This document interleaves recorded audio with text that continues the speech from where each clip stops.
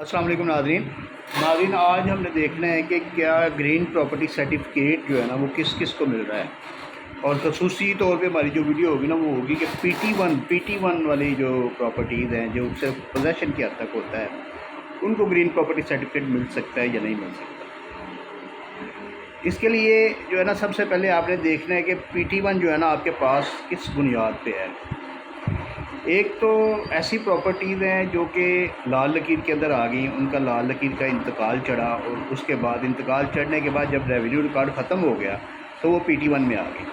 उनका PT1 यानी कि प्रॉपर्टी एक्साइज एंड टैक्सेशन वालों के पास उनका रिकॉर्ड आ गया और उन्होंने जो है ना वो उसका PT1 जारी कर दिया और PT1 की बुनियाद पे अब वो जो है ना वो उनका पोजेसरी राइट्स जो है ना वो क्रिएट हो गए।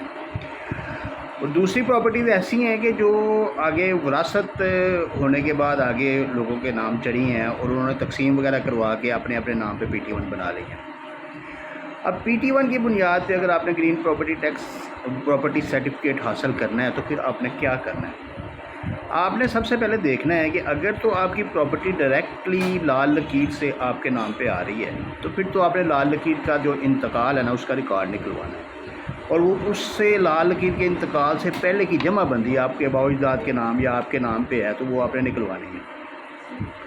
उसके बाद उसके साथ आपने PT1 का ऑनलाइन रिकॉर्ड जो है ना वो चेक करवाना है कि वो दुरुस्त है। वो PT1 का जो है ना वो पेपर आपने साथ लगाना है। आपने उसके अगर विरासत हो गई है उसमें PT1 में कोई विरासत आ गई है तो फिर विरासत की जो डिग्री है अदालत की वो आपने उसकी टेस्टेड कॉपी जो है ना वो साथ लगानी है और इसके साथ एक एप्लीकेशन लिख के आपने पेलरा को जमा करवा देनी है। अब पेलरा जो है ना पेलरा राजी रिकॉर्ड सेंटर वाले जो है ना वो उसको विजिट करेंगे प्रॉपर्टी में कोई डिस्प्यूट नहीं होना चाहिए, यानी कोई जितने भी वारसान हैं उनके नाम उसमें मुकम्मल होने चाहिए। हर एक अलग शेयर जो है ना वो डिस्क्राइब होना चाहिए जितना जो प्रॉपर्टी एग्जिस्ट करती हो, यानी कि उन्होंने वो गूगल मैप के ज़रिए उसको वैल्यूएट करना, उसको चेक करना है, उसकी डीमार्केशन करनी है तो प्रॉपर्टी एग्जिस्ट करती हो उसके हिस्से जो है ना वो प्रॉपर तकसीम हुए हों और उसके बाद हर एक का अपने अपने हिस्से पे कब्ज़ा हो, पोजेसन यानी कि उसका पूरा मुकम्मल मौजूद हो। उसके बाद फिर वो इर्द गिर्द के गवाहान से यानी कि उनसे इंटरव्यू करेंगे। इंटरव्यू करने के बाद उसके प्रॉपर उसकी तस्दीक करेंगे, वैल्यूएशन करेंगे एक्साइज एंड टैक्सेशन डिपार्टमेंट्स के, उसके पूरे टैक्सेस वगैरह क्लियर हों। उसके बाद फिर जो है ना वो आपको ग्रीन प्रॉपर्टी सर्टिफिकेट जारी कर देंगे। जब ग्रीन प्रॉपर्टी सर्टिफिकेट जारी हो जाएगा तो फिर वो ओनरशिप हो जाएगी। तो नोट कर लें, इसके लिए एक तो डिग्री की ज़रूरत है।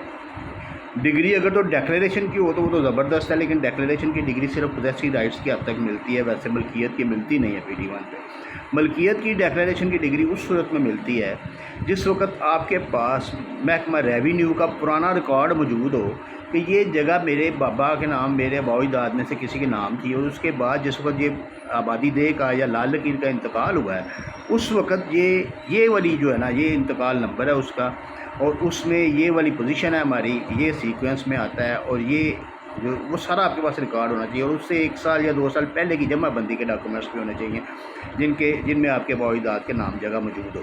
क्योंकि लाल लकीर शुरू से तो नहीं ना, लाल लकीर का तो एक इंतकाल चढ़ा है ना, तो इंतकाल का रिकॉर्ड आपको NTO ब्रांच से मिल सकता है। उसके बाद अगर तो आप उसकी डिक्लेरेटरी डिग्री ले लें अदालत से तो वो तो बेहद फ़ायदेमंद होगी ना, फिर तो आप ओनर हो गए ना। लेकिन अगर डिक्लेरेटरी नहीं है, कोई विरासत भी हो गया तो विरासत की डिग्री लेके तो आप उसको पेलरा को जमा करवा सकते हैं। तो पेलरा इसको वैल्यूएट करने के बाद आपको ग्रीन प्रॉपर्टी सर्टिफिकेट जारी कर देगी। शुक्रिया।